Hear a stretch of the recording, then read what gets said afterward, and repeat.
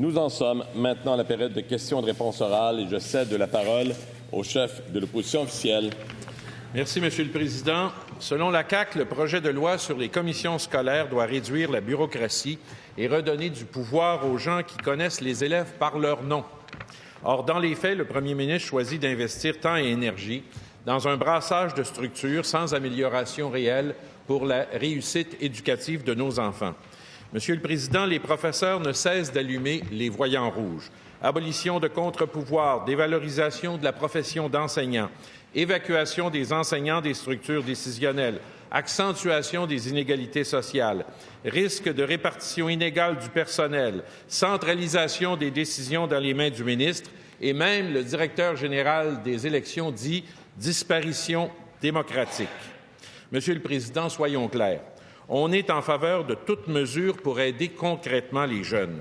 Mais quand les professeurs, les experts, les chroniqueurs, les parents et les groupes entendus en commission parlementaire élèvent leur voix, c'est un signe assez clair que le gouvernement n'a pas travaillé en collaboration avec tous les acteurs concernés.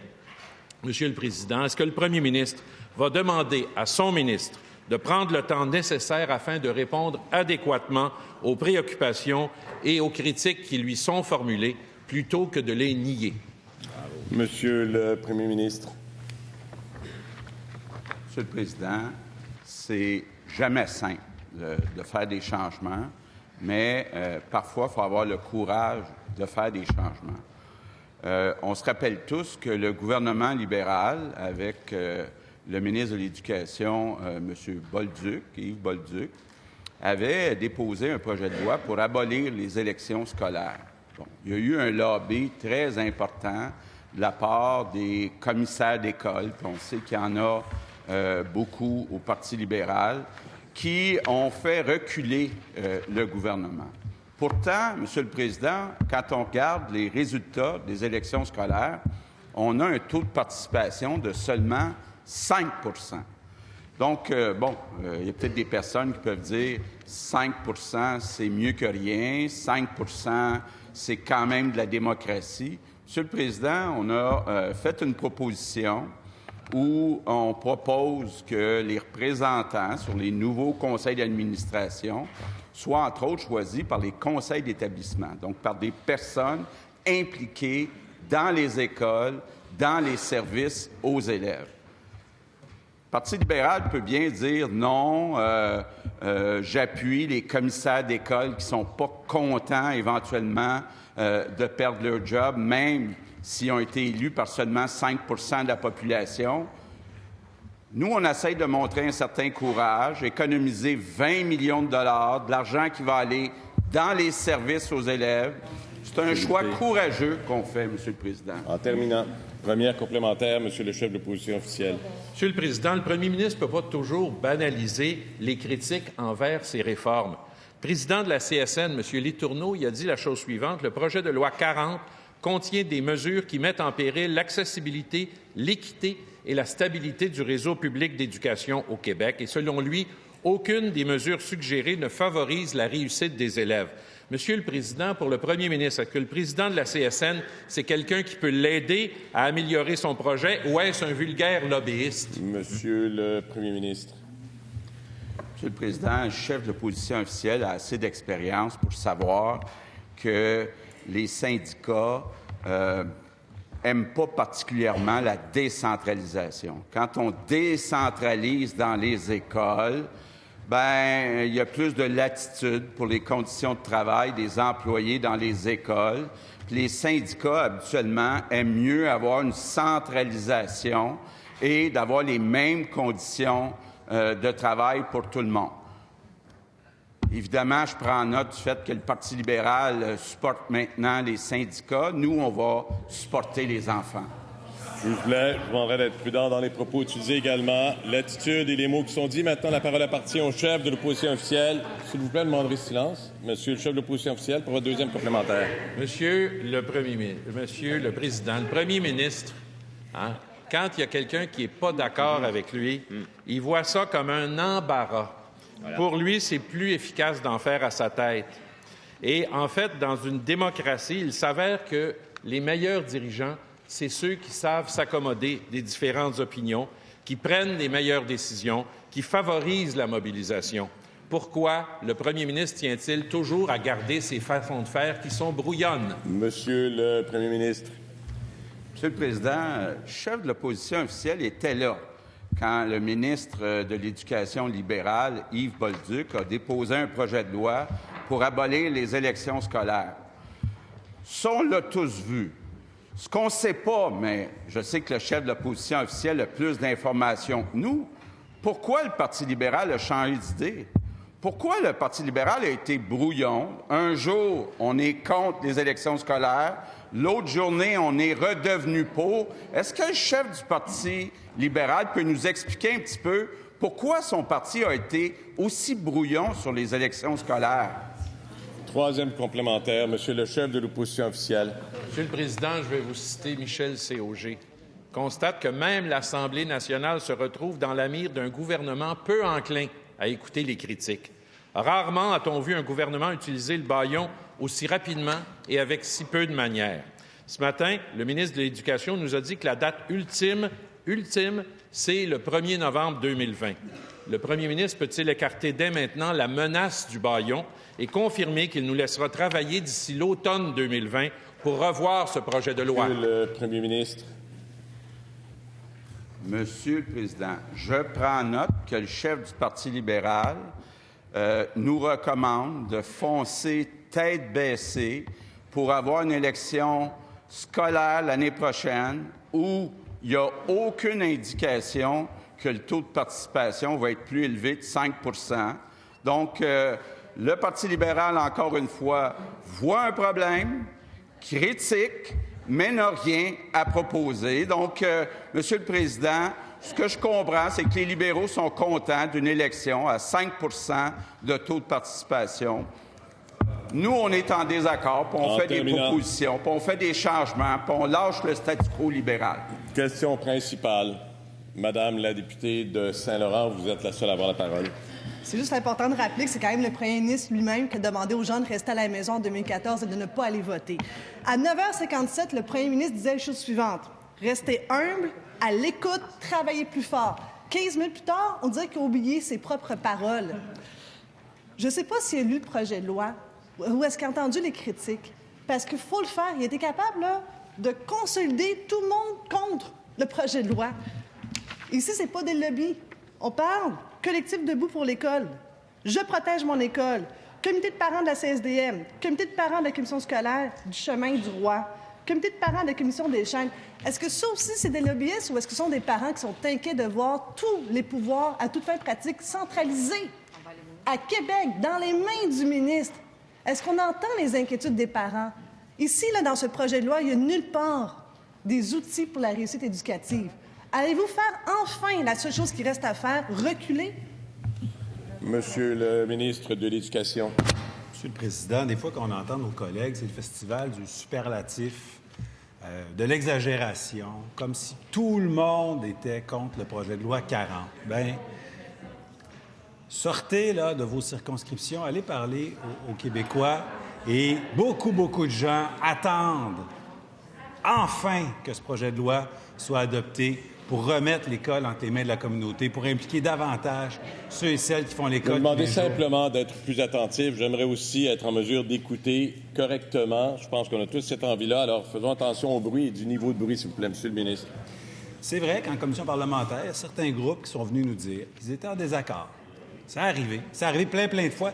Plein de fois, des commissaires sont venus nous dire qu'ils étaient contre l'élimination des postes de commissaires. J'ai pas fait le saut. Il y a eu, cependant, des gens qui étaient pour. Donc, tout le monde, faites attention. Je reconnais qu'il y a des gens qui sont en faveur, des gens qui sont en défaveur. Je vous invite à avoir autant d'honnêteté intellectuelle. La Fédération des comités... Attention aux propos encore. Je vous demande de faire attention aux propos utilisés. Il y a des mots qui ne sont pas nécessaires. Vous êtes en train de donner une réponse. Nous devons tous être attentifs. Je vous appelle à la prudence, Monsieur le ministre. Il y a eu le président de la Fédération des comités de parents qui a dit que ce projet de loi-là allait améliorer la réussite. Monsieur Jérôme Demers, un commissaire scolaire, président de la commission scolaire des navigateurs, qui nous disait que c'était un bon projet de loi qui allait augmenter l'imputabilité des gens qui sont sur le conseil d'établissement. Des gens de la Fédération des directions d'école qui sont venus nous dire que la subsidiarité, c'était la solution pour une gestion coopérative. Question complémentaire. Madame la députée de Saint-Laurent, c'est maintenant à vous la parole. La liste est longue, mais je concède.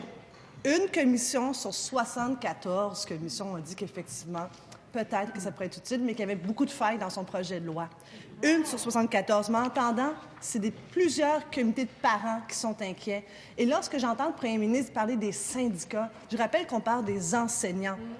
Ceux qu'on essaie de valoriser, qu'on essaie de retenir dans nos écoles, pas de les faire fuir. Mais maintenant, c'est sûr, ils sont devant le bureau du ministre en train de manifester. Monsieur le ministre de l'Éducation. Monsieur le Président, on va rétablir les faits. Premièrement, il n'y a pas 74 commissions scolaires, il y en a 72. Ensuite, il y en a 69. Non, mais il faut quand même savoir ce qu'on dit. S'il vous plaît. Ensuite... Bon, écoutez, je pense que ça démarre, cette période de questions. On souhaite que ça aille bien, qu'on aille au bout également, avec une bonne attitude. On en a parlé hier. Attention au bruit de fond. Monsieur le ministre, je vous appelle également à choisir les mots qui sont intéressants dans votre réponse. 60 qui sont francophones, 9 qui sont anglophones.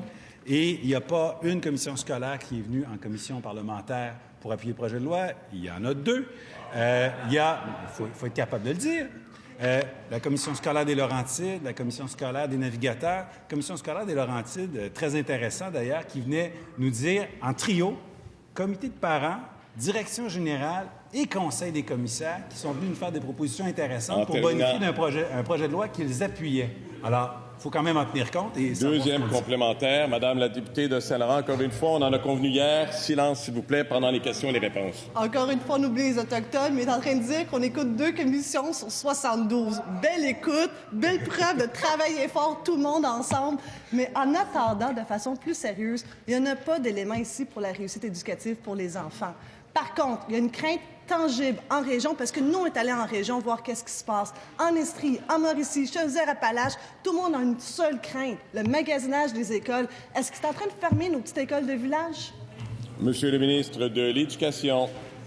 Monsieur le Président, bien sûr que non, on n'est pas en train de fermer les petites écoles de village. Il ne faut pas faire peur aux gens inutilement. Madame Maryse Lassonde, présidente du Conseil supérieur de l'Éducation, qui est venue nous dire que ce projet de loi-là allait favoriser la réussite et ça allait faire une décentralisation qui allait faire quoi? Bénéficier à nos élèves. C'est pour eux qu'on travaille. Il ne faut pas l'oublier, ça. On travaille pour la réussite des élèves. On reconnaît l'expertise et l'implication de ceux et celles qui donnent de leur temps. Et on donne pour la première fois sur le conseil d'administration une place à ceux et celles qui font l'école à tous les jours. Ce sont de belles avancées. Les Québécois vont être très contents de l'adoption. Et j'invite mes collègues à travailler à ce que ça s'adopte. Question principale. La parole n'appartient qu'à la députée de Westmount-Saint-Louis. Merci, Monsieur le Président. Le projet de loi 40 enlève des droits aux Québécois, des droits démocratiques. Lors de son discours inaugural, en parlant du nombre de femmes élues, le premier ministre disait, je le cite, « Cette longue marche vers la parité homme-femme est une responsabilité de tous les partis et de chacun d'entre nous. » Fin de la citation.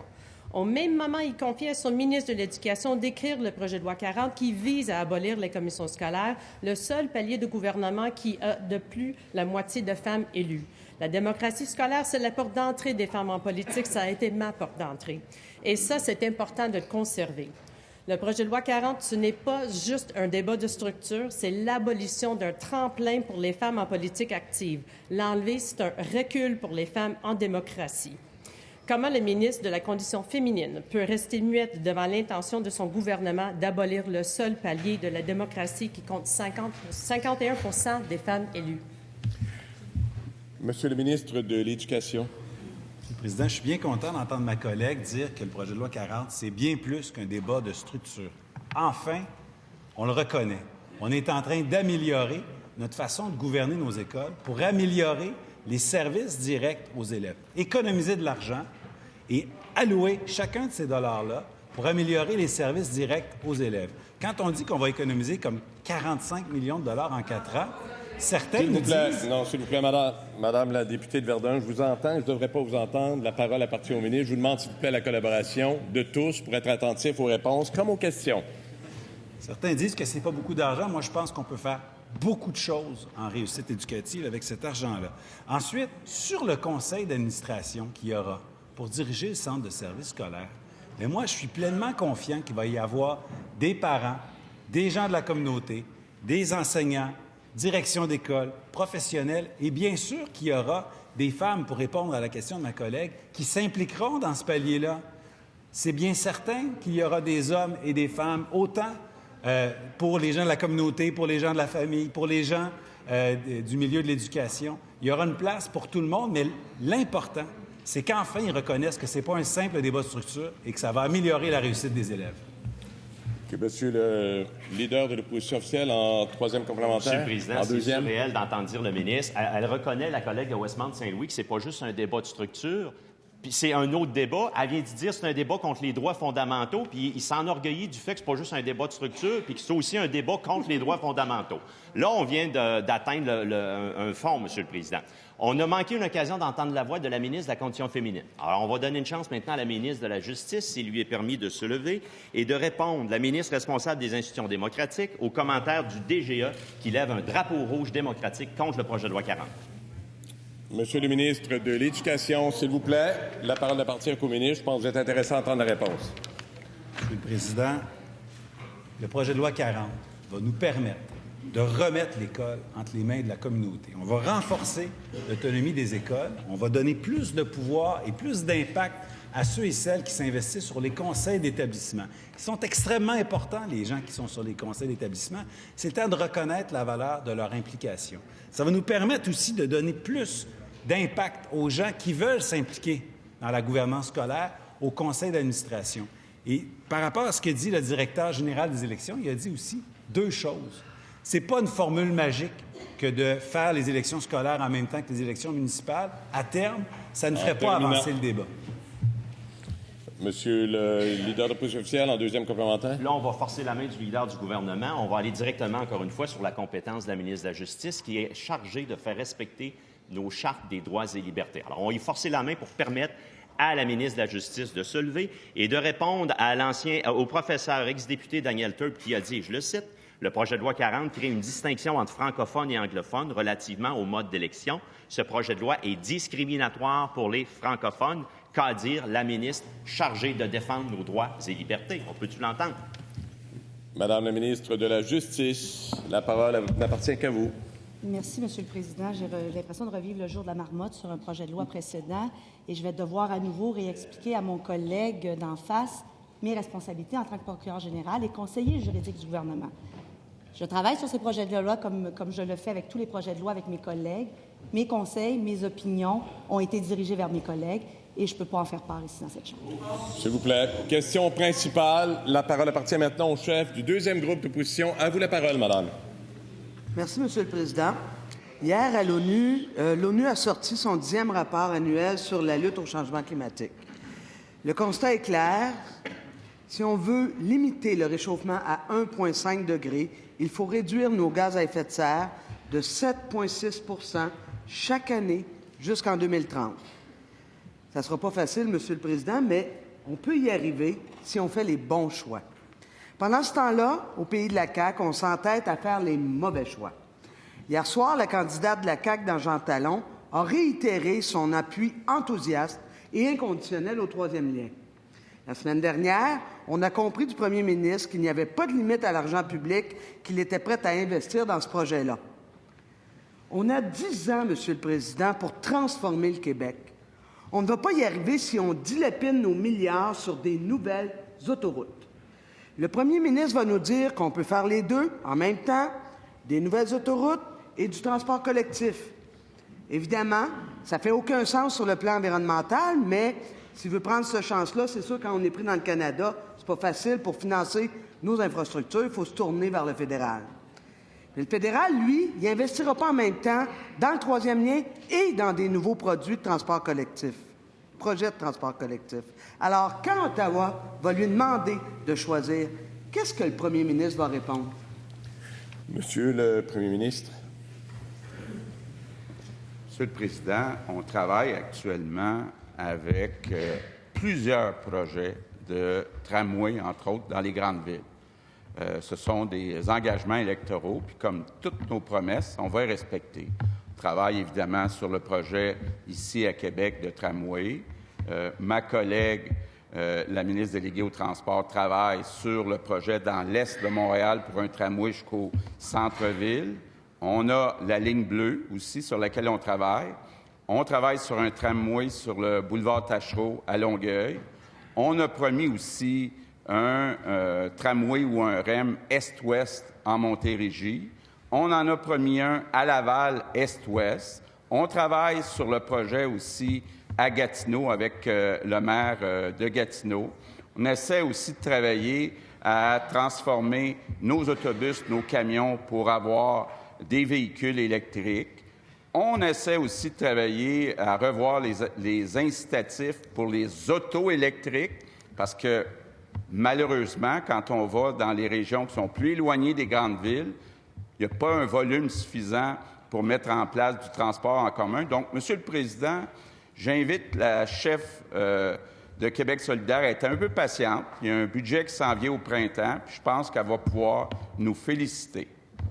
Première complémentaire, Madame la chef du deuxième groupe d'opposition. On aurait beau faire passer l'autobus magique sur le troisième lien, là, mais ça ne va pas le rendre vert. Construire des autoroutes, on sait ce que ça donne. Plus d'autos, plus de congestion et plus de GES. Chaque milliard qu'on met là-dedans, c'est 1 milliard de moins pour la transition. Le premier ministre n'a pas répondu à ma question. C'est quoi sa priorité? Son engagement idéologique pour le troisième lien ou des nouveaux projets pour le transport collectif?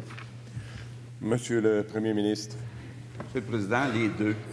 Contrairement à Québec solidaire, qui oublie les banlieues, qui oublie les régions éloignées, nous, on travaille et pour les grandes villes, et pour les banlieues, et pour les régions éloignées. Je vois le co-chef qui parle à sa co-chef, et j'ai commencé à lire son livre, d'ailleurs, et je trouve ça incroyable comment il s'attaque, comment il est contre les banlieues.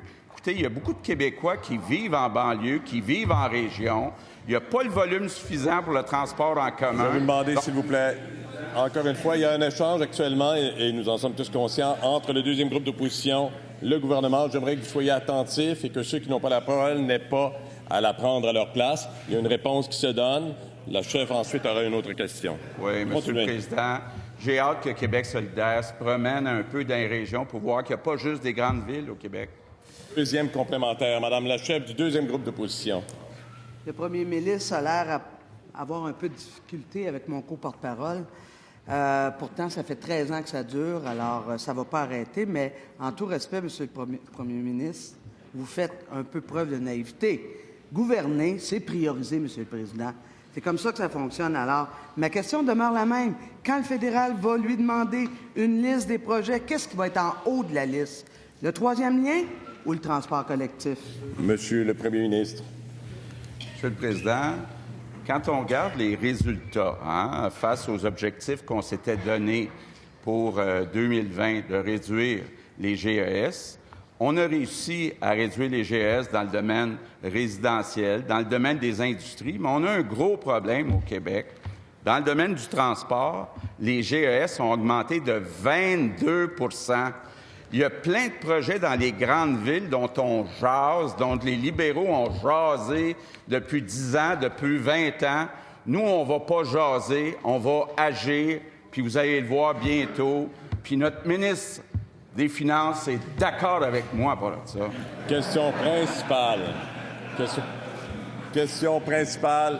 Monsieur le député de Jonquière, s'il vous plaît. À vous la parole, Monsieur le député. Oui, Monsieur le Président, les infirmières praticiennes spécialisées sont super déçues du projet de loi 43 parce qu'il ne va pas assez loin.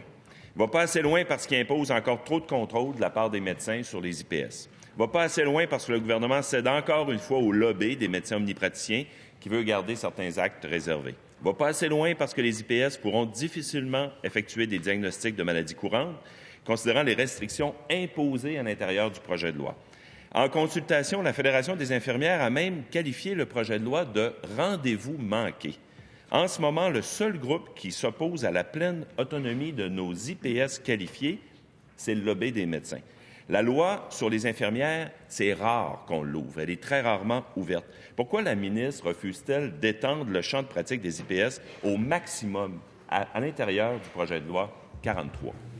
Madame la ministre de la Santé et des Services sociaux. Bien, Monsieur le Président, c'est un peu trop tôt, là. parce qu'on est dans un cheminement au niveau du projet de loi 43. Comme mon collègue le sait, député de Jonquière, on vient de terminer les consultations sur ce projet de loi-là, qui ont été très riches, Monsieur le Président. On a eu beaucoup d'éléments, beaucoup de contributions, et on n'est pas rendu encore à l'étape de l'étude article par article. Mais, Monsieur le Président, je peux vous dire que le chantier sur les infirmières praticiennes spécialisées suscite énormément d'intérêt de tous les partis au Québec. Et moi, je peux vous dire que ce chantier-là fait partie de la réforme de l'accès qu'on fait au Québec, qui n'a jamais été faite au Québec depuis des années, et nous, on le fait. Non seulement on veut ouvrir davantage les possibilités pour les infirmières praticiennes spécialisées, mais on veut aussi le faire pour les pharmaciens, puis on veut modifier le mode de rémunération des médecins de famille. Bien, je vais vous dire, Monsieur le Président, que ça va avoir beaucoup d'impact sur le réseau et sur l'accès aux services. Première complémentaire, Monsieur le député de Jonquière. Oui, Monsieur le Président, il n'est jamais trop tôt pour s'engager. Les IPS au Québec, là, ils ont 7 ans de formation universitaire, sont reconnus, compétentes, prêtes, qualifiées. Ce sont des professionnels. C'est bizarre, c'est elles qui ont la meilleure formation au Canada, mais pourtant, c'est elles qui ont le moins de pouvoir au Canada. Ils n'ont pas à être soumis au lobby des médecins. Pour la ministre, là, les infirmières, les IPS, est-ce que c'est des professionnels, oui ou non? Madame la ministre de la Santé et des Services sociaux. Bien, mon collègue a tout à fait raison. C'est incroyable. C'est des réformes, ce sont des réformes qui ont été faites, notamment pour les IPS, depuis des années, Monsieur le Président, des années dans les autres provinces du Canada, notamment en Ontario, où ça fait des années que c'est fait. Alors moi, ce que je dis, c'est qu'on va faire les étapes, on suit les règles, mais je vais vous dire, ça a un effet vraiment de valorisation de la profession, Monsieur le Président. On a davantage d'infirmières dans le réseau maintenant. C'est vraiment remarquable. C'est quelque chose qui a été écrit, qui a été annoncé par l'Ordre des infirmières et infirmiers du Québec. On a beaucoup d'infirmières. On attire les infirmières. Deuxième complémentaire, Monsieur le député de Jonquière. Oui, si la ministre dit que j'ai raison, qu'est-ce qu'elle attend pour que ça paraisse dans le projet de loi pour assurer que nos IPS puissent offrir des services de première ligne là où on en a besoin pour les patients, mais surtout partout dans les régions du Québec pour avoir des services pour nos patients? Est-ce que la ministre peut s'engager à éliminer tout de suite les empêchements pour des IPS pleinement compétentes et professionnelles dans son projet de loi? Madame la ministre de la Santé et des Services sociaux. Je vais encore remercier mon collègue, Monsieur le Président, parce que ça me donne l'occasion de dire deux choses. D'abord, on va suivre les règles, on va faire les étapes nécessaires dans ce projet de loi-là, et aussi de dire que nos IPS actuellement que nous avons dans le réseau nous aident énormément dans les régions, Monsieur le Président. Moi, j'ai fait la tournée des régions du Québec, puis il y a des endroits où on me dit on ne pourrait jamais se passer de nos infirmières praticiennes spécialisées. On en veut davantage. On en veut davantage dans les hôpitaux, mais on en veut beaucoup dans les services de première ligne. Et c'est ça qui va faire qu'on va pouvoir donner accès davantage à notre population, Monsieur le Président. Alors, on va continuer de travailler ce dossier-là. Question principale, Monsieur le député de Robert Baldwin. Merci, Monsieur le Président. Alors, hier, dans le dossier des fuites de données personnelles, nous nous sommes réunis en commission parlementaire afin de discuter les suites à donner aux consultations publiques bâclées par les leaders du gouvernement qui se sont tenues la semaine précédente. Vous savez, Monsieur le Président, notre travail comme élus, c'est d'écouter les citoyens, les organismes, les experts, afin de faire progresser nos lois. Le gouvernement caquiste a plutôt décidé d'improviser une commission parlementaire rapide, un énorme 5 heures. 5 heures, Monsieur le Président, et 6 groupes, dont un seul universitaire. Comment pourrions-nous alors venir à des recommandations crédibles, Monsieur le Président? C'est pourquoi, afin de faire un travail global et rigoureux, nous désirons entendre des experts supplémentaires pour mieux comprendre cet enjeu. On parle ici, Monsieur le Président, des gens, des personnes, de leur nom, leur adresse, leur compte en banque, le solde du compte en banque. C'est des victimes, Monsieur le Président, d'actes criminels. Donc, pourquoi la CAQ refuse-t-elle d'avoir une réflexion? Monsieur le ministre délégué à la transformation numérique gouvernementale. Monsieur le Président, je trouve ça particulièrement indécent que cette question-là vienne du député de Robert Baldwin.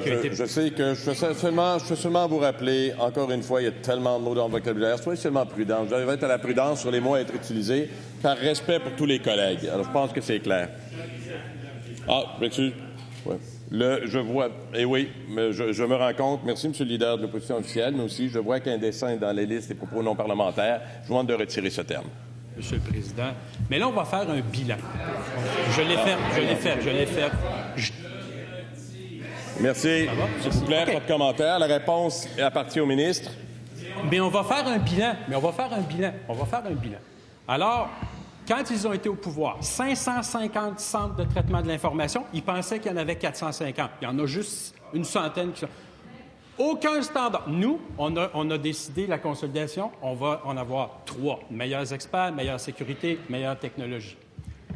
Aucune norme sur le stockage. Donc, ça peut être protégé par des gicleurs à eau, ça peut être dans des garde-robes, ça peut être dans des sous-sols. Nous, on va adopter, si l'ITQ voit le jour un jour, les plus hautes normes de sécurité, ISO 27001, on va s'imposer ça à nous-mêmes.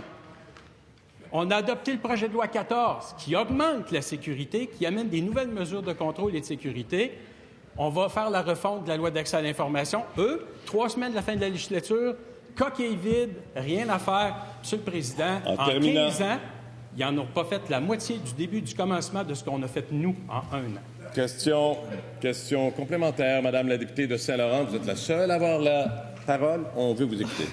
Parlons de bilan. Maternelle 4 ans, brouillon. Le PEC, méchant brouillon. PL 40, ça s'enligne pour un autre brouillon. Là, ils ont annoncé pas un projet de loi, mais plutôt 3 projets de loi brouillons, parce qu'on ne pourra pas entendre des experts avant. Alors là, Monsieur le Président, est-ce qu'ils vont, encore une fois, nous imposer des consultations à la va-vite, ou on va faire un travail avec plus de rigueur et vraiment entendre des experts? S'il vous plaît. Bien, Monsieur le leader du gouvernement, réponse que l'on souhaite entendre. Calme pour tous. Monsieur le Président, la question de la députée de Saint-Laurent est intéressante parce que, vous savez, généralement, il y a des consultations particulières sont tenues à partir du moment où il y a dépôt d'un projet de loi. Et j'ai le loisir de m'entendre avec le leader de l'opposition officielle. Et vous savez, on échange des groupes entre nos différents cabinets. Même chose avec le 2e groupe d'opposition, le 3e groupe d'opposition. Puis on arrive souvent, Monsieur le Président, à s'entendre. Et je veux continuer dans cette démarche-là de bonne collaboration, justement, lorsque le ministre des Finances déposera son projet de loi, ainsi que la ministre de la Justice déposera son projet de loi. On va pouvoir échanger nos listes de groupes, justement, pour entendre les experts en lien avec la proposition législative qui sera faite par le gouvernement du Québec, justement pour mieux protéger les Québécois et pour s'assurer qu'ils puissent avoir leurs données protégées. 2e complémentaire, Madame la députée de Saint-Laurent, encore une fois, tout le monde, votre attention. Moi, j'aimerais juste qu'on réfléchisse avant qu'ils déposent un autre brouillon. C'est comme à l'école. Habituellement, pour un travail, on s'assure que ce soit la version propre, pas l'ébauche, pas un début de commencement de quelque chose. Parlant de bilan, la façon de protéger, le ministre délégué à la transformation numérique, il dit « Moi, là, je fasse la meilleure chose au monde, je confie les données personnelles des Québécois aux étrangers. » Voyons donc, 4,2 millions de Québécois sont atteints. On demande un travail rigoureux. Êtes-vous prêts? Monsieur le ministre des Finances. Bien, je vais procéder par exemple. Le projet de loi sur les agences de crise. Alors, ce dossier-là est présentement chemine en comité ministériel, mais quelles ont été les étapes précédentes? Puisque nous étions la seule province qui ne réglementait pas les agences de crédit, eh bien, puisque vous ne l'aviez pas fait, nous avons décidé de consulter les autres provinces. Puisque ce sont 2 entreprises multinationales américaines qui livrent ce service en échange d'une rémunération, nous les avons consultées. Nous avons aussi consulté la Commission d'accès à l'information, l'Office de la protection du consommateur. Nous consultons les institutions financières et nous déposerons un projet de loi et ça nous fera plaisir de travailler. Question principale. Monsieur le député de Rosemont, à vous la parole. Merci, Monsieur le Président. Alors, on sait tous ici que la saison de l'amour et du partage approche. Alors, de façon inhabituelle, j'ai envoyé des fleurs au ministre de l'Économie qui a compris les vertus d'un modèle coopératif pour sauver ce qu'il reste des 6 quotidiens de Groupe Capital Média. Comme lui, Monsieur le Président, je suis déçu et surpris de la volte-face de Desjardins. Et je l'invite à continuer à pourparler avec ces gens, d'autant qu'il a dit le ministre qu'il dispose de fonds quasi illimités pour intervenir dans l'économie. Par contre, dans cette histoire, et j'ai confiance qu'on va sauver les 6 quotidiens, mais il y a un éléphant dans la pièce, ça s'appelle les retraités de groupe Capital Médian. Je salue la présence d'ailleurs de 4 d'entre eux ici dans nos tribunes aujourd'hui. J'ai travaillé avec des journalistes aujourd'hui qui ont 12 000 $ de retraite. Est-ce que le gouvernement, encore une fois, va rester sur les lignes de côté et regarder des retraités se faire dépouiller de leur... Monsieur le ministre des Finances. Bon, merci pour cette question. Je pense que c'est extrêmement important, puis c'est une situation qui est tragique. J'ai lu la lettre qui m'était personnellement adressée. Il y avait une lettre aussi pour mes collègues. Il y a eu des lettres ouvertes dans les journaux. Alors, je vais d'abord expliquer la situation. On est dans un régime à prestations déterminées d'une entreprise privée, avec des cotisations d'employés et d'employeurs. Et là, l'employeur fait défaut, Monsieur le Président. Alors, il y a une terminaison du régime, et avec le critère de la solvabilité, le régime est sous-capitalisé de l'ordre de 25 %. C'est de là le drame, Monsieur le Président. C'est la situation à laquelle on fait face. Et nous, avec Retraite Québec, le gouvernement, on travaille avec les retraités, on les a rencontrés pour essayer de mutualiser les risques, pour essayer de permettre la prise de risque. Mais c'est indéniable. La cotisation, il n'y a plus d'employeurs pour cotiser dans un régime de prestations déterminées privées, et ça fait la situation que nous avons actuellement. Première complémentaire, Monsieur le député de Rosemont. Bien, parlons-en de l'employeur. Là. On va se le dire, là. On va se le dire franchement. Ces retraités ont été laissés tomber, ont été abandonnés par Power Corp, qui s'est départi de ses 6 quotidiens juste assez tôt pour se départir aussi de ses obligations morales et financières envers ses retraités. Ce que Power Corp n'a pas fait à la presse, croyez-moi, je suis bien placé pour le savoir. Ça ne veut pas dire que je suis rassuré, mais je sais de quoi il est question. Est-ce que le gouvernement ne trouve pas, justement, que Power Corp, de la façon dont ils se sont comportés, s'en sort pas mal trop facilement? Monsieur le ministre des Finances. Oui. Encore une fois, ici, je veux être clair. L'employeur, c'était une filiale de Power Corp. Power Corp ne garantissait pas le régime de retraite de cette compagnie. C'est la même compagnie qui a été transférée dans la vente au nouvel acquéreur. Et là, c'est cette compagnie-là qui fait défaut. Et la situation est tragique, je le reconnais. Les régimes sont sous-capitalisés. Mais on ne peut pas blâmer Power Corp pour cette situation. Complémentaire, Monsieur le député de Rosemont. Je suis assez étonné d'entendre le ministre des Finances se faire le porte-parole de Power Corp. Moi, je travaillais pour Jessica, qui était une filiale de Power Corp. Moi, mon régime de retraite, il est garanti, pour le moment, en tout cas. Mes collègues du Soleil, avec qui j'ai commencé ma retraite, eux autres, là, gros gens comme devant. Le 1er janvier, moins 30 %. Faites le calcul. 12 000 $ moins 30 %. Est-ce qu'on va au moins se lever ici puis dire qu'on va étudier des solutions qui existent puis arrêter de flatter Power Corp dans le sens du poil qui ont abandonné ces travailleurs? Monsieur le ministre des Finances. Juste pour clarifier, là, j'ai dit qu'on ne pouvait pas blâmer Power Corp. Je n'ai pas flatté Power Corp comme vous insinuez. OK? Alors, nous, Retraite Québec, le gouvernement, on travaille avec les retraités pour trouver des solutions concrètes. Je le répète, c'est un régime à prestations déterminées privées et il y a défaut de l'employeur. Donc, terminaison. Et là, avec Retraite Québec, on essaie d'aider les retraités pour mutualiser les risques, augmenter la prise de risque et passer de la situation, puis les derniers chiffres qu'on a, c'est de l'ordre de moins 25 %, les chiffres les plus récents, pour diminuer cette diminution-là. Mais je veux le rappeler à tout le monde, c'est un régime d'une compagnie privée. C'est ça la différence entre travailler dans le privé et travailler... Principale, Madame la députée de Fabre. Monsieur le Président, saviez-vous qu'un aîné n'a pas la même valeur aux yeux de l'État s'il réside en CHSLD privé ou en CHSLD public? Je parle ici de per diem ou de places achetées par l'État dans les CHSLD privés. Pourtant, les exigences en termes de soins et de services sont les mêmes. Un CHSLD privé reçoit 36 000 $ de moins par année par résident qu'un CHSLD public. Et ça touche directement le salaire d'un préposé aux bénéficiaires. En février dernier, la ministre disait « Ce que je trouve inacceptable est que dans un CHSLD, le per diem soit de 160 $ comparativement à 250 $ ailleurs. » Elle ajoute que le financement doit concorder dans tous les CHSLD, qu'ils soient privés ou non. Et au budget, le ministre des Finances annonçait 30 millions pour régulariser ce financement pour les salaires de ceux qui s'occupent de nos aînés. 8 mois plus tard, on attend toujours le 30 millions sur le terrain pour les 4 000 aînés qui résident dans un CHSLD privé au Québec. Monsieur le Président, il est où le 30 millions? Madame la ministre responsable des aînés et des proches aidants. Monsieur le Président, je suis très contente qu'on parle de ce sujet-là. Parce que si ça avait été facile, j'ai comme l'impression que vous l'auriez fait. C'est une situation complexe. Nous avons des CHSLD privés conventionnés, où nous retrouvons les mêmes conditions salariales que dans les CHSLD publics, ou à peu près. Nous avons 30 millions et actuellement, nous sommes en train de négocier. Ce sont des ententes individuelles pour chaque CHSLD privé. Et là, ce que nous voulons nous assurer, c'est que lorsque nous allons rehausser le per diem pour les CHSLD privés, que les sommes d'argent soient directement attribuées pour améliorer les conditions de travail du personnel soignant qui œuvre dans ces CHSLD. Alors, on fait notre travail, on travaille avec le Conseil du Trésor, et s'il y a 30 millions de dollars dans le budget du ministre des Finances, c'est parce que ce 30 millions de dollars-là sera attribué pour faire en sorte que nous n'ayons plus deux types de per diem pour prendre soin de nos aînés vulnérables. Question première complémentaire, Madame la députée de Fabre.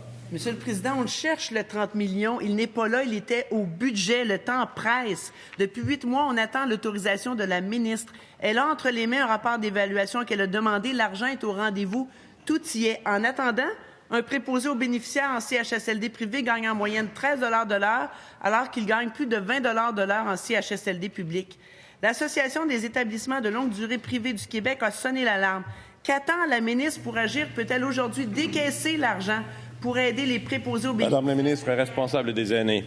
Monsieur le Président, qu'est-ce que le député de la Pinière a fait pendant 4 ans pour régler ce problème-là?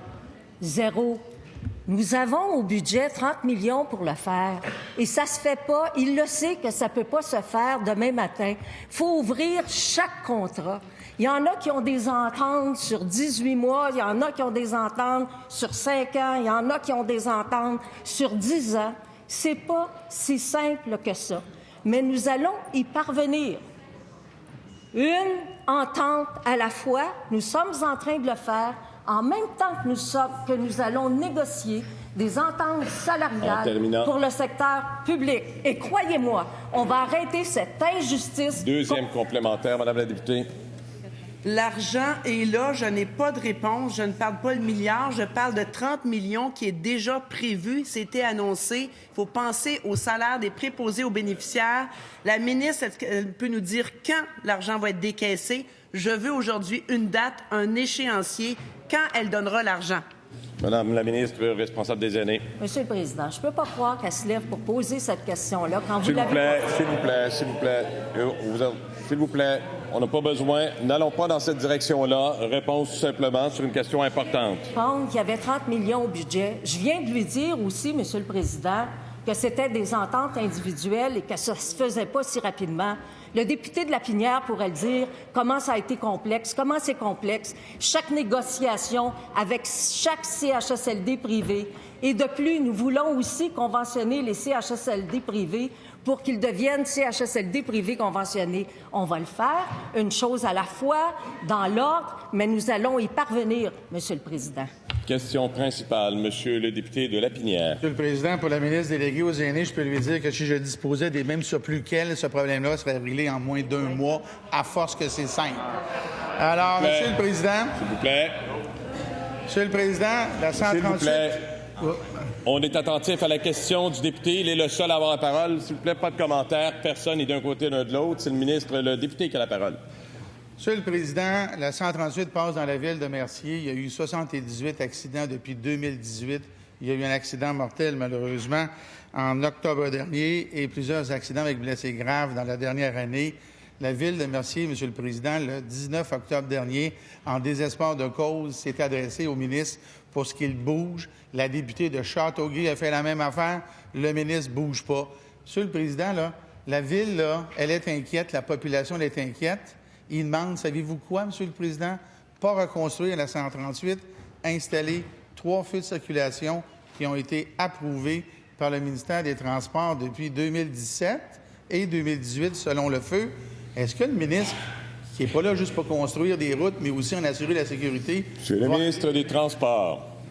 Monsieur le Président, vous pouvez être certain que ma collègue de Châteauguay est bien au fait du dossier. Je lui parle, elle me parle de ce dossier à toutes les semaines quand il y a un problème. Malheureusement, il y a certaines routes au Québec, oui, qui sont peut-être plus problématiques ou accidentogènes.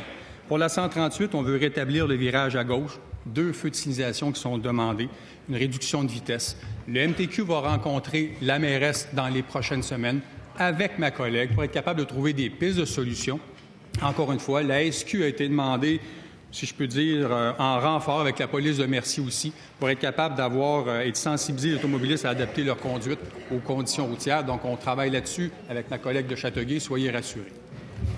Cela met fin à la période de questions et de réponses orales. Merci de votre collaboration, Monsieur le Président.